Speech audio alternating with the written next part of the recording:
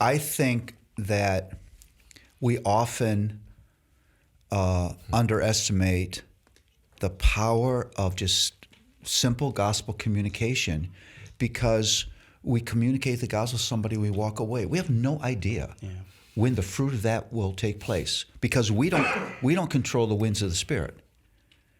And I just think it's so important to grab those opportunities, speak truth, and don't be.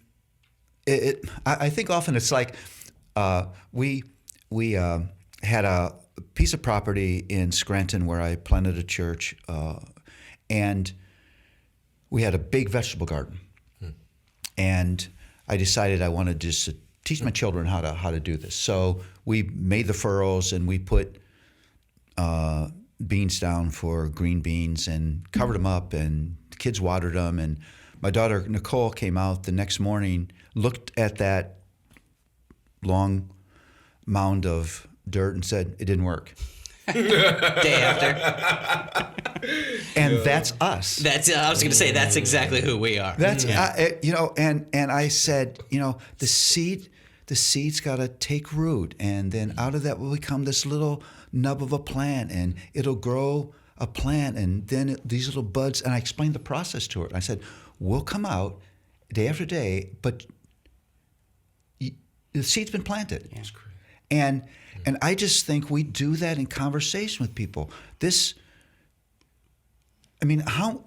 I think in eternity we're gonna meet people that we just thought walked away, rejected it, had no time for it. But at a point in time, God brings that truth to mind, because God's been active all along, writing this person's story, bringing them to a certain point.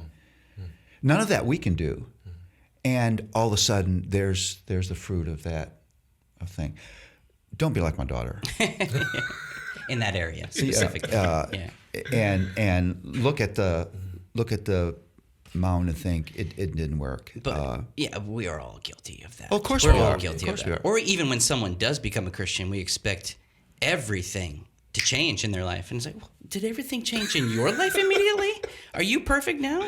So that's like, we're super impatient. My daughter is a wonderful person, but at 4 years old, she didn't get it. She just didn't get it. She didn't get so immature. The garden gig. She didn't get. For sure. So go ahead. And truthfully, like to this day, I'm so grateful that my grandmother was faithful with her family.